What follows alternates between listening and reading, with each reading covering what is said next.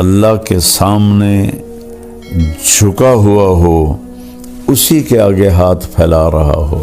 لیکن جب ہم اللہ سے مانگتے ہیں تو کھل کے سب کے سامنے سے ہاتھ اٹھا کے مانگ رہے ہوتے ہیں، اور دیکھنے والا بھی آپ کے اس کے دل میں آپ کی عزت بڑھتی ہے۔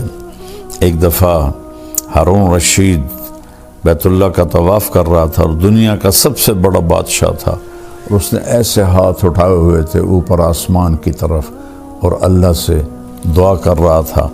تو سفیان ثوری رحمہ اللہ فرمانے لگے، انظروا الی جبار الارض کیف یتضرع الی جبار السماوات والارض۔ اس دنیا کے طاقتور کو دیکھو، کیسے زمین آسمان کے شہنشاہ اور زمین آسمان کے طاقتور کے آگے ہاتھ پھیلا رہا ہے اور دعا مانگ رہا ہے۔ تو کلکم سائل الا من اعطیتہ فاسألونی اعطکم۔ اللہ تعالیٰ فرماتا ہے تم سارے مانگنے والے ہو اور میں دینے والا ہوں، مجھ سے مانگو میں دوں گا، وہ کسی اور سے نہ مانگو۔ ہمارے بر صغیر میں اتنی جہالت ہے کہ خون کے آنسو آنکھیں روتی ہیں۔ انسانوں سے مانگ رہے ہیں، اولیاء کرام جو دنیا سے چلے گئے، بزرگان دین ائمہ کرام جو دنیا سے چلے گئے، ان سے مانگ رہے ہیں۔ اور آج کل کے جو بناوٹی پیر تو زیادہ ہیں، ان سے مانگ رہے ہیں، ان کو انداتا سمجھتے ہیں۔ اللہ سے مانگ، کلکم سائل الا من آتیتہ فاسألونی، کلکم فقراء الا من اغنیتہ فاستغنونی، اغنکم فاسألونی اعطکم۔ او میرے بندو تم سب فقیر ہو اور میں شہنشاہ ہوں، میں جس کو چاہوں گا دوں گا، مجھ سے مانگو میں تمہیں عطا کروں گا۔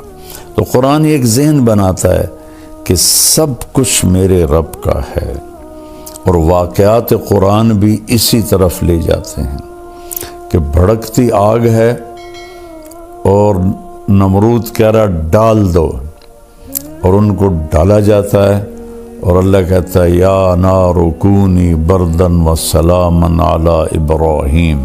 یہ کیا بتایا اللہ تعالیٰ نے کہ آگ نہیں جلاتی، اللہ کے قدرت سے سب کچھ ہوتا ہے۔ تو اللہ نے آگ کو باغ بنا دیا۔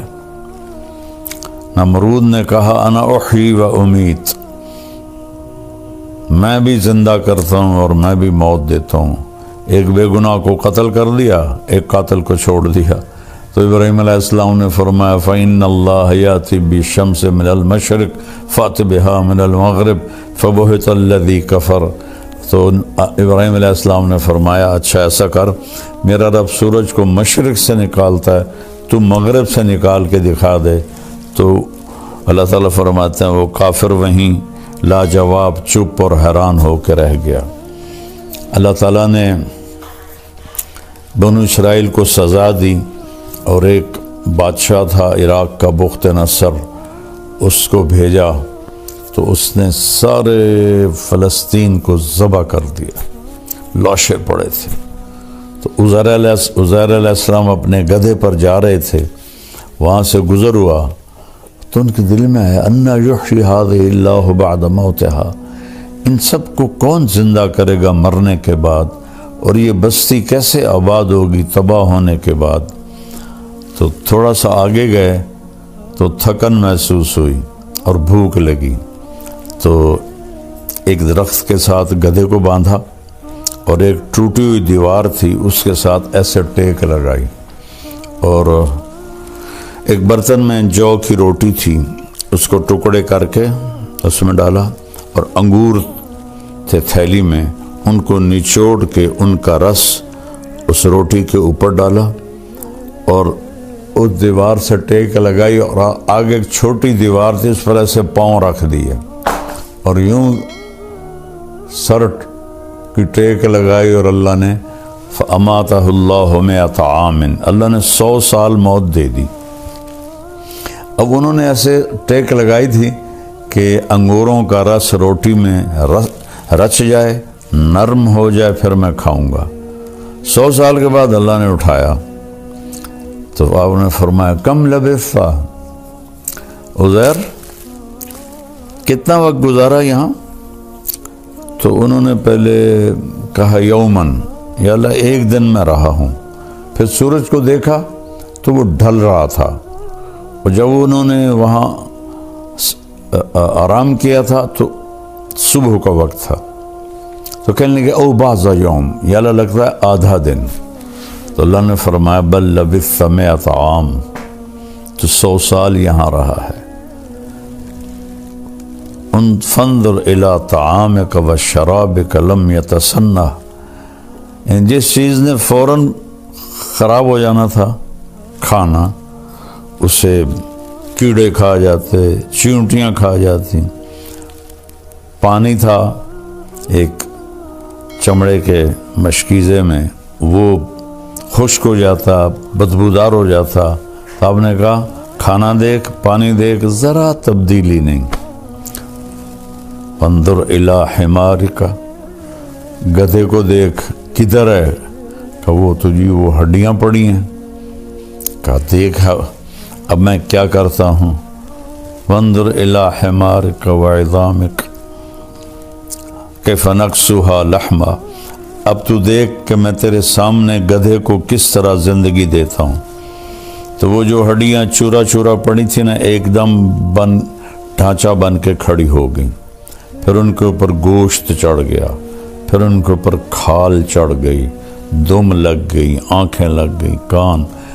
عزیر علیہ السلام آنکھوں سے دیکھ رہے ہیں۔ ایک دم گدھے نے چیخ ماری اور چھلانگ لگائی۔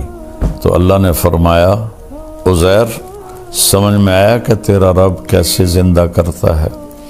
کہا جی سمجھ گیا۔ وَعْلَمْ أَنَّ اللَّهَ عَزِيزٌ حَكِيمٌ۔ اس واقعے سے اور ایسے اور واقعات سے ابراہیم علیہ السلام جیسی ہستی نے کہا یا اللہ ارنی کیف تحیی الموتیٰ، آپ مردے کیسے زندہ کریں گے؟ کہ اولم تؤمن، کیوں تیرا ایمان نہیں ہے؟ کہ بلا ہے، ولکن لیطمئن قلبی، دیکھنا چاہتا ہوں تاکہ مجھے اطمینان ہو جائے۔ قال فخذ 4 من الطیر، کہ 4 پرندے لے لے، فصرہن الیک، انہیں اپنے ساتھ مانوس کر لے، ثم جعل علی کل جبل منہن جزءا، پھر ان کو ذبح کر اور ان کا قیمہ بنا دے 4 کا، اور 4 پہاڑوں کی چوٹیوں پر ان کو رکھ لے، سریاں ہاتھ میں رکھ لے۔ ثم ادعوہن، پھر تم ان کو بلا، یاتینک سعیا، تو دیکھے گا کہ وہ آئیں گے کیسے، میں بتاتا ہوں۔ تو انہوں نے کہا پرندے جو بھی تھے مختلف ہیں، کبوتر آ جائے، تو کبوتر کے گوشت کے ٹکڑے 4 پہاڑوں سے اٹھ کر اوپر آئے، آپس میں جڑے، یاتینک سعیا، اڑ کے نہیں آئے، ایسے چلتے ہوئے آئے۔ کہ ابراہیم غور سے دیکھ، میں نے ان کو اڑایا نہیں، چلایا ہے تاکہ تیرا یقین بن جائے۔ مور آ جائے تو مور کے گوشت کے ٹکڑے چاروں طرف سے اٹھے، اور بغیر گردن کے وہ چلتے ہوئے آ رہے ہیں، اور وہ گردن لگاتے تو گردن جڑ جاتی، وہ زندہ ہو جاتا۔ پھر تیسرے کو بلایا، پھر چوتھے کو بلایا، چاروں کے گوشت آپس میں مل کر بغیر سر کے چلتے ہوئے آتے، اور ابراہیم علیہ السلام ایسے سر لگاتے، وہ جڑ جاتا اور وہ زندہ ہو جاتے۔ تو ان واقعات کے پیچھے ذہن کیا ہے؟ سب کچھ اللہ کا ہے، اور سب کچھ اللہ کے ہاتھ میں ہے۔ سب کچھ اللہ کا ہے، سب کچھ اللہ کے ہاتھ میں ہے۔ لہذا وَإِذَا سَأَلْتَ فَاسْأَلِ اللَّهَ وَإِذَا اسْتَعَنْتَ فَاسْتَعِنْ بِاللَّهِ۔ میرے بھائی بہنوں، میں ہاتھ جوڑتا ہوں، جس کو اللہ نے پیدا کیا، جس کو اللہ نے زندگی دی، جس کو اللہ نے موت دی، اللہ کی قسم وہ نہ ہمیں کوئی نفع دے سکتا ہے نہ نقصان دے سکتا ہے۔ اللہ ہی ہے النافع الضار، المانع النور، الہادی البدیع، الباقی الوارث، الرشید الصبور جل جلالہ۔ ساری ایمانی ساری صفات کا مالک اللہ تعالیٰ ہے، جو پیدا ہوتا ہے، جو زندگی گزارتا ہے، جو موت کا پیالہ پیتا ہے، جو قبر میں چلا جاتا ہے، وہ آپ کے نفع نقصان کا مالک نہیں ہے۔ نفع نقصان کا مالک اللہ ہے، نفع نقصان کا مالک اللہ ہے، مشکل کشا اللہ ہے، حاجت روا اللہ ہے۔ اللہ کے واسطے علماء سے کہتا ہوں، لوگوں کو اللہ سے جوڑو، اللہ سے جوڑو، اللہ سے جوڑو۔ تو اللہ ہے جو زندہ ہے، موت سے پاک ہے، بیوی بچوں سے پاک ہے، بھوک پیاس سے پاک ہے، نیند آرام سے پاک ہے، تھکن سے پاک ہے، غفلت سے پاک ہے۔ احاط بصرہ بجمیع المرئیات، پوری کائنات اس کے سامنے، اللہ کے سامنے ہے پوری کائنات، ایک پلیٹ کی طرح۔ کسی پیر فقیر بزرگ امام کے سامنے نہیں ہے، نبی کے سامنے نہیں ہے، تو بعد والوں کے سامنے کیسے ہو؟ اللہ کے واسطے میری بات دیوار پہ مار دو، قرآن پڑھ لو، اللہ کے واسطے قرآن پڑھ لو۔ قرآن پڑھو گے تو تمہارے سامنے کھل کے بات آئے گی کہ اللہ کیا کہہ رہا ہے، اور اللہ کیا فرما رہا ہے اور کیا سمجھا رہا ہے۔ لا یملکون لانفسہم ضرا ولا نفعا ولا موتا ولا حیاتا ولا نشورا۔ اللہ تعالیٰ مخلوق صرف بت نہیں، ساری مخلوق، وہم یخلقون، جو بھی پیدا کیا گیا ہے، نہ موت کا مالک، نہ زندگی کا مالک، نہ موت کے بعد اٹھنے کا مالک، نہ نفع کا مالک، نہ نقصان کا مالک۔ 5 چیزوں کی نفی کی ہے۔ نفع کا مالک اللہ، نقصان دینے والا اللہ، زندگی کا مالک اللہ، موت کا مالک اللہ، موت سے اٹھانے کی طاقت اللہ، باقی سب مخلوق ہیں۔ یہ لا الہ الا اللہ، لا جو لا کہا وہ لا ہوا، وہ لا بھی اس میں لا ہوا، جز لا ہوا، کل لا ہوا، پھر کیا ہوا؟ اللہ ہوا، اللہ ہوا، اللہ نور السماوات والارض۔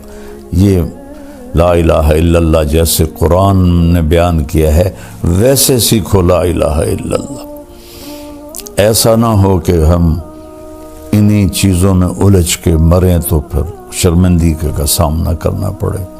اپنے اللہ کو پہچانو، شارک سے زیادہ قریب ہے، دل سے پکارو سنتا ہے، زور سے پکارو سنتا ہے، جس زبان میں پکارو سنتا ہے، چیونٹی پکارے سنتا ہے، مچھلی پکارے سنتا ہے، سانپ پکارے سنتا ہے، بھیڑیا پکارے سنتا ہے، پتنگا پکارے سنتا ہے، مکھی پکارے سنتا ہے، انسان پکارے سنتا ہے، گونگا پکارے سنتا ہے۔ ہر ایک کی سننے والا صرف اللہ ہے، اور وہی مدد کو آتا ہے۔ ان ینصرکم اللہ فلا غالب لکم، میں مدد کروں تو تم پہ کوئی غالب نہیں آ سکتا۔ میرے بھائی بہنوں، کلمہ سیکھو اللہ کے واسطے، کلمہ سیکھو۔ میں نے ایسی غفلت پوری دنیا میں نہیں دیکھی جیسے ہندوستان پاکستان میں دیکھی ہے، کہ اللہ کے نیک بندوں کو خدائی تک پہنچا دیا، نبیوں کو خدائی تک پہنچا دیا، اماموں کو خدائی تک پہنچا دیا۔ وہ کوئی بھی صورت میں اللہ ہے، اس کے برابر کوئی نہیں ہے، لہذا اس سے مناؤ، اس سے پکارو۔